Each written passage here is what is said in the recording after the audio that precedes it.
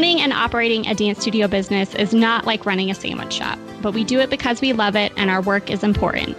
So how do we simultaneously balance passion and profit? This is How to Survive Dance Studio Life with Tiffany Henderson and Amanda Scott.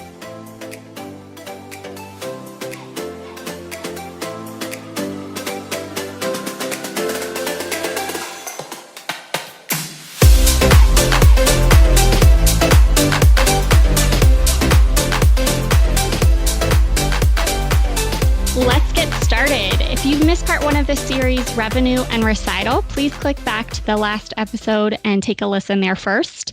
Today, we are going to chat about Recital and more specifically, why it is important to both your bottom line and the growth of your dancers. I'm Amanda, and it is my pleasure to chat with industry expert and the creator and founder of Twinkle Star Dance, Tiffany Henderson.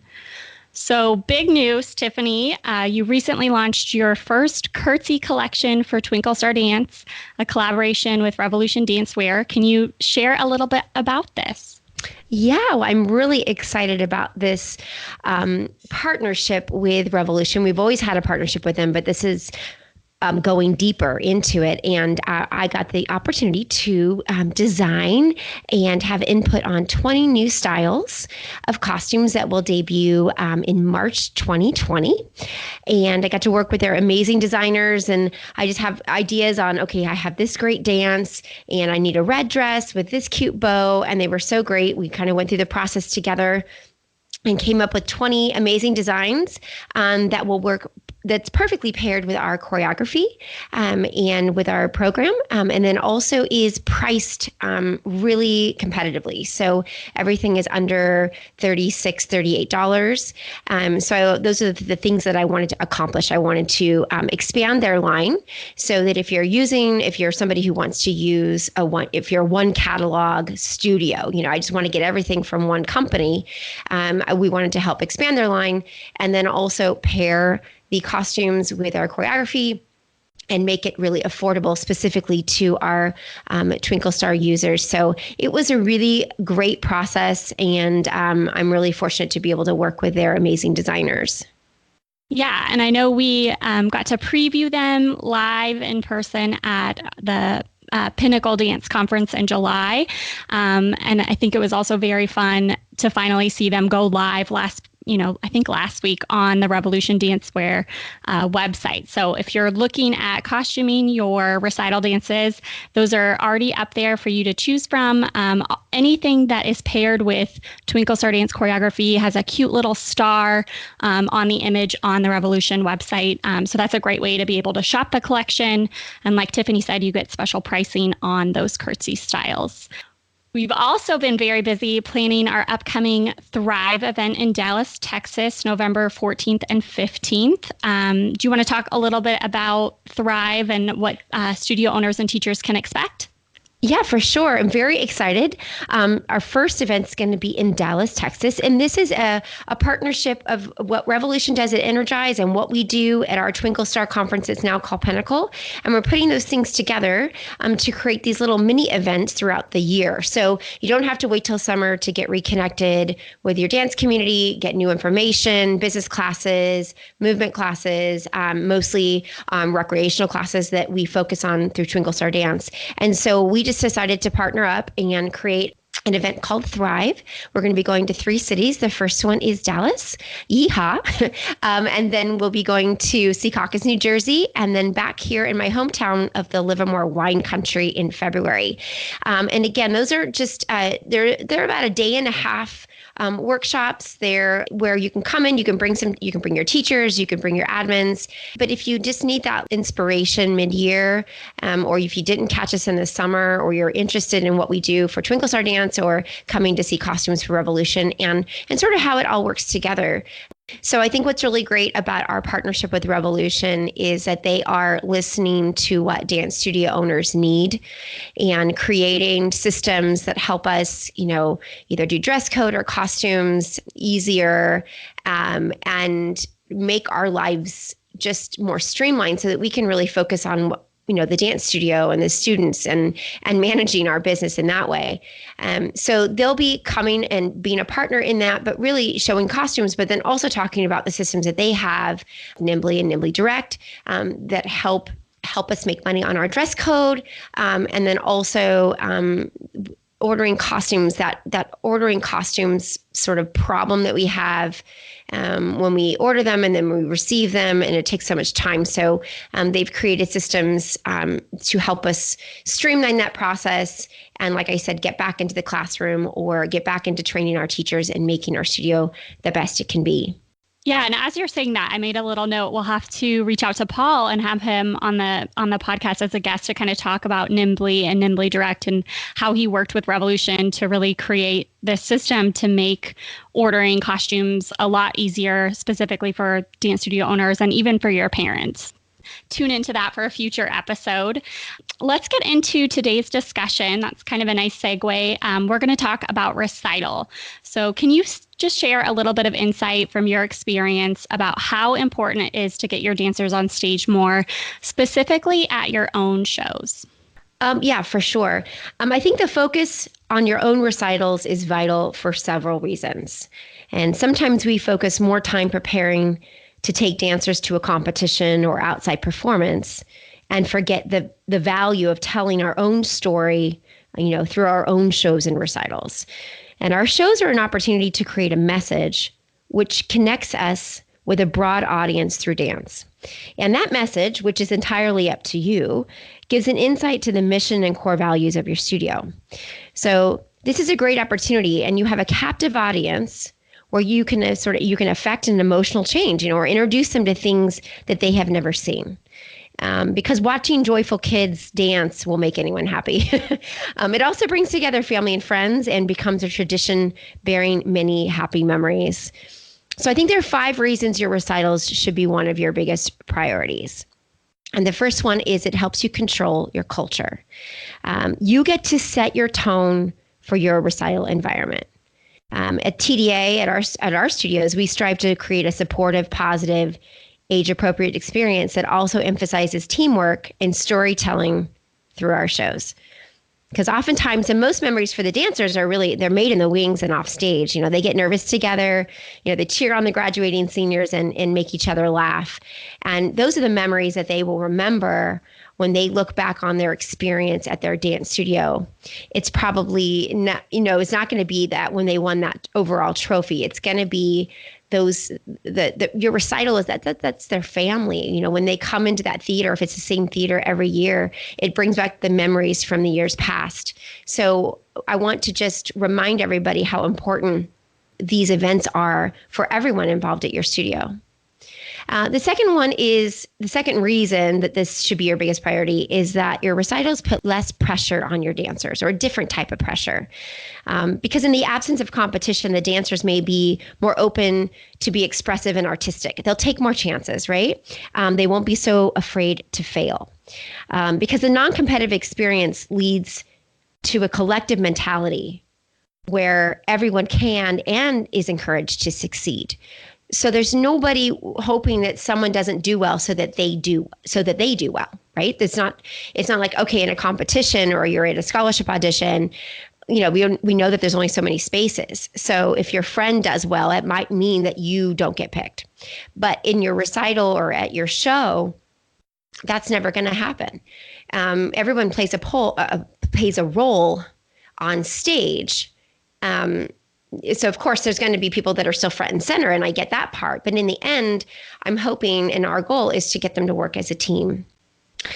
I also think it gives you and your staff creative license in a supportive environment. So when you create a dance, and every time I go to choreograph, I'm always thinking, oh my gosh, well, first of all, I'm thinking, what am I choreographing for? So if it's for a dance competition, full disclosure, I get very nervous. Oh my gosh, is this going to be received well? Is it going to score well? Because, not only do the kids get a score, but we get a score, right? And publicly in front of everybody. So that makes me a lot more nervous, and I might take less chances. I don't know. I think I do, than when I do choreography for our shows, like opening number and things like that, because I'm thinking, okay, well, gosh, I mean, I guess if nobody applauds, it's not the end of the world, but I can take more chances. And so this is important also for your staff, because I think we forget how much pressure goes into, if you're doing like competitions, maybe you're focusing so much on that, you're not doing so many of your own shows, and your staff seems a little stressed out. It's because they are, and even if you're winning every year, even if you're doing really well, they have to come up with something again that does even better than that. So it does give them more creative license, and I think it just leads to more joy. And there's no judgment. When the dance is over, it's just the audience reaction. Number 4, I think it keeps your dancers more engaged at your studio. So your recitals are a chance to help them grow in their dancing, because maybe this year they're only doing one dance, but then they see all of the dances in the recital, all the different costumes, and then after the show they asked to take more classes. So that's going to serve as a great aid in making them a better dancer. And if they're a recreational student, now they're more involved, they feel more valued, and that is really our goal. And lastly, obviously, financial, right? So our show revenue helps to make up for our leaner months of tuition. So in the summertime, if you're really running a full summer schedule and you really have a hard time throughout the summer because it's less revenue, those show months are the show revenue is going to help you get through those leaner months. Yeah, absolutely. And I'm really glad that you touched on culture as kind of being that first aspect, because in general, right now, that's a really hot topic. But I think as studio owners and even teachers in a dance studio, the time that we spend focusing on the culture that we want and how to kind of set the tone for that, oftentimes just boils down to what you're exposing your dancers and families to. So if you take stock in what your culture is right now in your studio, and you find that maybe it's not what you had in mind, it's wasn't your intention, I think kind of adding some of your own shows and refocusing internally on the type of shows that you're producing might kind of help your culture align with some of your core values and that mission statement that you had at the beginning again. I think that's something that you noticed a few years back and kind of reevaluated and said, okay, I want to shift the focus away. Not to say dance competitions aren't important. They definitely serve a purpose, but I know you shifted away and, added some different types of performances and stuff for your dancers to experience more concert dance and, being part of a story. Yeah, you're right. I think that I just wanted a more well-rounded experience for the dancers, because each dancer is different. Some of them are going to do great at a convention because they're that kind of jazz dancer and they're very, dynamic. But then there's the quieter ballet types, and and the dance world it's vast. There's a lot of different opportunities, and I'd be remiss to just say this is the only thing I'm going to show you, because then they'll think, oh well, then I don't fit into this dance world, or I don't know how to stay in it, or I don't know, if I have a part in it past high school or even past middle school, because if that's the only thing that we're showing them. So we've always done things like, and we're going to talk about recitals in a minute, we've always done things like Nutcracker. And one of the reasons we started our Nutcracker is because I wanted my students to love ballet. I know how valuable that is. And it is hard. It's tricky to get kids that also love jazz and contemporary and tap and hip hop to take as much ballet as they would need to have choices. So the choices that I'm saying is, if they go to a college, they decide, oh, I want to dance in college, or I want to go do this company work. And because I've just in my junior year decided this is, what my life's work is going to be, but then they haven't had enough ballet training, they're not going to have that choice, because you really can't go back, and that has to be over time. And so early on, I decided in the studio to do the Nutcracker. And I remember a ballet teacher telling me, well, everyone does one, Tiffany, why do you want to do this? I'm like, well, everyone does one because they're fun. And I want to give the students an opportunity to say, I'm taking these ballet classes because I get to see the work on stage. Because I think that's why they like the jazz and in the tap and all the other styles, because they actually got to perform it. So if you're just taking a class just to, okay, this is just going to be a technical class, obviously, I mean, that's a misnomer, right? Ballets. Okay. Anyway, but then kids aren't going to get excited about it. So we started that a long time ago, and now it's definitely turned into a bigger production. And actually, in all 7 of our locations, the ballet classes are overwhelmingly the most popular, and that's something I'm really proud of. But we also have a lot of other things happening. So we already had that part going, but you're right. It was about 2 years ago, I think I decided, okay, we also need to be doing specifically with our maybe 12 and ups more not concert work, because I think they were doing some choreography that actually was considered some concert stuff, contemporary modern. It was really nice, but more concert environment. So that environment is, I'm going to go, I'm going to perform, I'm going to do the best I can. There's going to be applause. I'm going to decide whether I did a great job or not in my own mind. I'm not saying that everybody feels totally positive at the end, but in the end, when they leave, no one is going to tell them won a gold, a silver, or bronze. I didn't want that. So they can have that experience 3 times, but I don't want them to have it 9 times. So we did create another type of show. It's our benefit concert, actually. It's called Dance for a Difference. And the kids actually get more nervous for that. And I think that at the end, when I see them, they look fulfilled. They don't look like, sometimes they'll say to me, oh my gosh, that didn't go well. They know, but they also know at the end that they're not going to have to sit and wait to be told how they did. So anyway, like I said, we're not trying to bash on competitions. I do think it's a healthy part of an entire dance season. But it's very important. And lastly, I will touch on what you said. The other switch for me, not switch, but kind of thing that I started implementing, I think this is about 7 years ago, was doing a storyline for the bigger recital. We've done all the storybook stuff, and now we've done La La Land and all that stuff. And I know that just, everyone does a theme. Yeah, but when we get to that point, my core dancers, it's about 200 of them or so that have been doing so many different types of dances. We totally switch. Okay, opening number. And we don't do really any of their competition dances in the show. And they don't want to. They're done with that.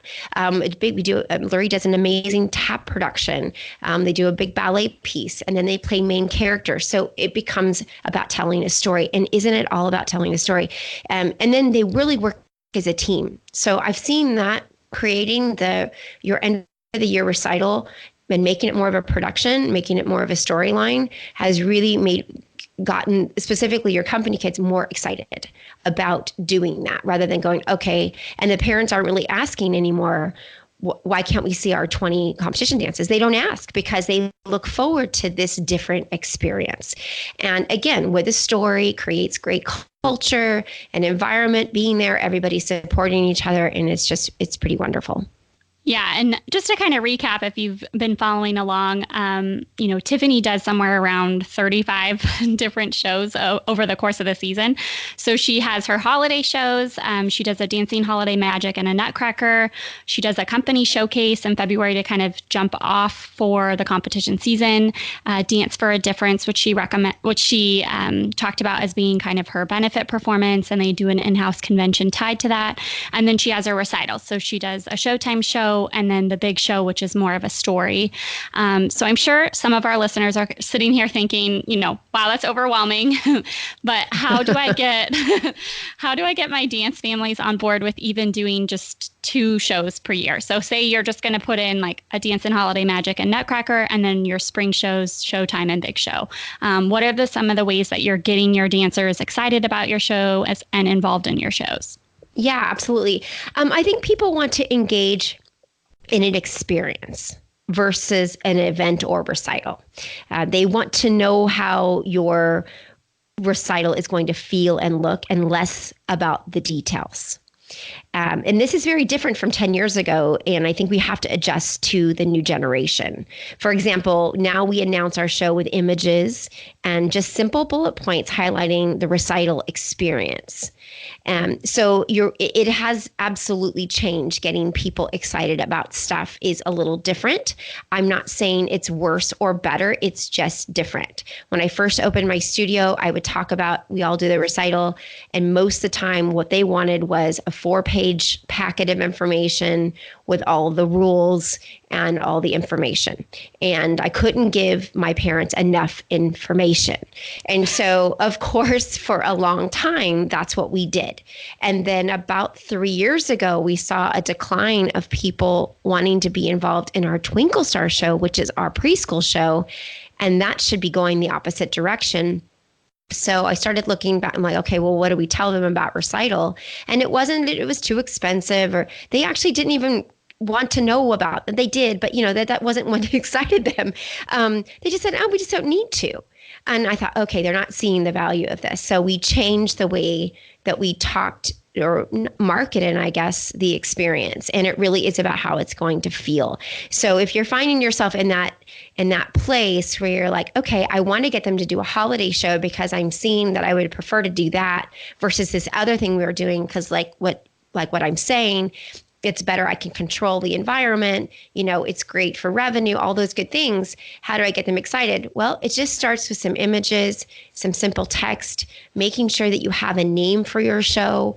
I know we have to just name everything, right, Amanda? We talk about gender reveal. Like if we go back to this new generation is like, when I was pregnant with my first child, my gender reveal was it's a boy. And then everyone went, oh, that's great. But now there's like balloons that light up blue and there's a whole thing. So anyway, that's the new generation wants to be titled, and it needs to be, and that's okay. That's good, because then you have marketing, and you're more organized. So gone are the days that we can just say, we're doing a recital, everybody show up on this day, right? We've got to really market that. We also need to make it really easy for the families to register to participate. In our case, we now ask them to just do nothing. We have an opt out if you do not want to participate. So otherwise, if they don't want to participate, they let us know through a Google form. And otherwise, they just do nothing. And it's wonderful, because then that way we know they want to be involved. They don't have to do anything, right? And then now we're getting more participation in our shows because we're asking them to do less work, like hand us a check or say yes. They just have to say no, or they just do nothing. So that's the opt-out procedure that we have now for our recitals, and it's worked really well. We get, I don't know, I think they're maybe 20% more, 30% more. Our students are participating, and that's really, really important. Because we all know if they have a goal, right? If they're learning to dance, then they're going to stay in. Maybe even if class becomes hard for them or challenging, they want to stay in. And the more they perform, the better they're going to get, and the more involved in your studio they're going to be. Yeah, absolutely. And it's funny, I know I'm kind of, I have a son who's 1.5, so I'm kind of on the cusp of what our target mom is to get into the studio. And the whole idea of doing nothing is just so appealing to me. Like, trying to call and get my son into swim lessons or soccer or anything like that. It's almost like I just want them to just enroll my child and take my $60 a month. And, if they could even say, like, we're going to charge a little bit extra and just order all the cleats and everything that you need, that would make it so much easier for me as a parent, because then you can kind of focus on other things. But I think that's something that, you and Paul have been really good at, kind of adapting to what the customer is and then making those changes. I know you have a lot of, different studio locations and things. So a lot of times you see the trend almost sooner than a studio owner who maybe only has one location or a small subset or demographic of people. And so I think, being able to share that with everyone is really important. Speaking of adapting to customers, I know something unique to Tiffany's Dance Academy is how you kind of split your spring recital. So rather than everyone being in your big show, you have smaller 2 to 6-year-old performances. I know this year you changed the name to Showtime, and they're only 45 minutes to an hour. Can you just talk a little bit about the Showtime shows and, why they're successful? Yeah, the first thing I would like to say is and I'm going into my 20th year of owning the studios. And like you said, I think it is important also for, if you're a listener right now, the 7 locations are not all the same. I mean, in the San Francisco Bay Area, you could drive 10 minutes and be in a completely different demographic, and what works in one does not work in the other. So the truth is that I get to see a lot of different trends. But this is a trend that I learned early on. And it is that the parents of a 3-year-old do not care to see your senior company dancers do their solos. So I'm sorry to say it, but it is actually true. And I know that we care. We care about our senior company, groups and solos and things like that. But they don't I hear this a lot, but they won't get to see, if we do this show with just the babies, they won't get to see all the amazing work we do. And my answer is always like, and I agree with them, right? They won't get to see it. And I'm sure that's sad, but it's probably sadder. It's more upsetting for us as the studio owner or the teachers than it is for the parent.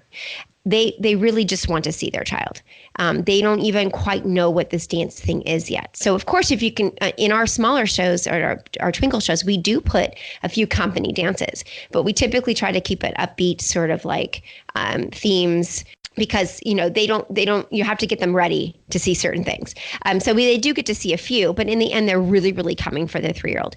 So we have to continue to focus on our customer experience and know what they want continues to change. Okay. So that's going to keep changing. And when I notice it, I'm going to tell my studio owner friends, I'm going to let you know. I think the best rule is to consider yourself in the audience for an event that you don't know much about or think you would enjoy. And how long would you want that event to be? Right. So, I mean, do you really want to sit through a 5-hour baseball game? Or would you prefer it to be just long enough to eat your hot dog and listen to the fun music they play between each inning? So no offense to any baseball fans, but that is my example. We must resist forcing the world to see only our perspective. So observing new trends and listening to what the normal world wants from a dance recital is key. It's true. I'm not a huge baseball fan. So when I go for the experience. And so I would prefer that experience to be much shorter than it actually is, because people actually go to watch baseball, and I get that part. But for me, I'd enjoy a 1-hour baseball game. So I think it's the length of the show is what I'm trying to get out for the twinkles, for the babies. These families just put their 2s, 3s, or 6-year-olds into your studio, and maybe this is the first time they've ever gone to a recital.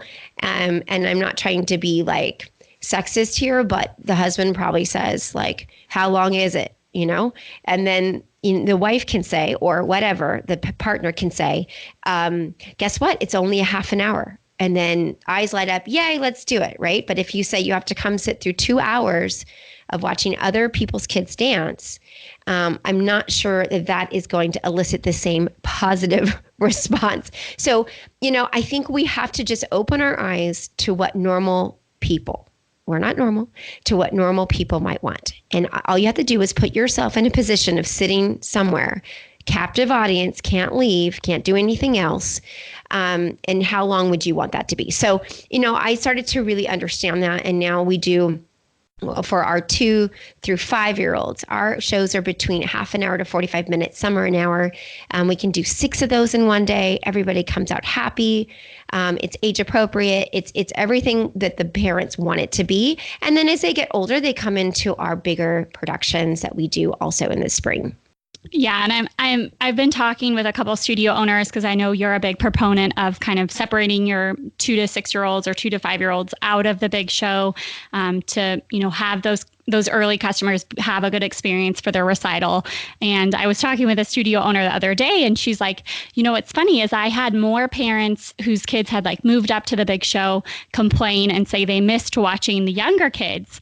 And I just suggested to her, why don't they buy a ticket to the Showtime show? That, the other audience, I'm sure, doesn't miss watching the 2 hours of the solos and things like that. So she said she was going to try to get that information out a little bit sooner. So if people wanted to buy tickets to both shows, they could do that. But I thought that was funny. Yeah, I think that people really just want to see people that they know, and it probably doesn't matter the age, although 3-year-olds will bring 30 audience members and 13-year-olds will bring 3. So it's just, it's the newness of it and all of that. And when you go somewhere, if you know someone in the show or in the event, it becomes a lot more interesting because you understand, it's personal. So, but also you have an opportunity as a studio owner to create an audience here. So you have them there, show them something great. make them feel something, give them a story, give them some reason to want to look up, even if their child isn't on the stage. That's why we have like daddy daughter and things like that, using dance to sort of bring in the larger groups of humans, if you will. It's not just going to be people that can throw their leg up. Dance is for everybody. And you can make it a really awesome experience for your dance community. Yeah. So I think the theme of this episode has kind of been that performances, they're not just important to your bottom line. They are a valuable experience for your dancers and audience members. We're making a big impact, really helping people become better humans and feel more connected. And it makes sense what you said, that the more dancers are on stage, the more that they improve, in their dancing and in their performance quality. And I think even beyond the years at your studio, the memories that they make really stay with them. What is a memorable moment for you as a studio owner, when it comes to recital? Yeah, I feel like my very first recital was my favorite memory. And Amanda, I think you were in it. I do believe you were. I taught every single dancer that year, and I actually choreographed every dance. So every dance that would go on, I would know every single one of them. And I was very, very connected. And that was like 100% pure joy. But it was also completely a one woman, like hot mess show. I was literally a one woman show. If I could just paint the image, I would be on stage, right, with a headset on that's not wireless, because this is a long time ago. So big cord. And then I'd say, okay, blackout, throw the headset off, walk the kids on stage, because it was literally myself and my mom and maybe one teacher. And we had 350 kids. I had no idea what I was doing. Anyway, I'd walk the kids on stage, then I'd go back in the wings, and then I'd dance with them. And then I put the headset back on and then redo it. Anyway, I made so many mistakes, with procedures that I've obviously solved over time, but there was something about, that first show. And now 20 years in, this will be my 20th show this year. For me, it's about the entire cast and crew. So that week that we all worked together for an entire week in the theater, and time off the stage is almost more important than on stage.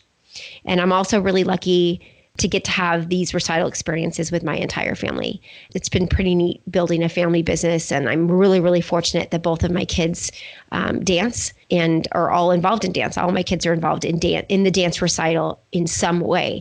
So it is about the students, of course, and now I don't teach them all, so that's different for me. And I wish that I could, I just can't.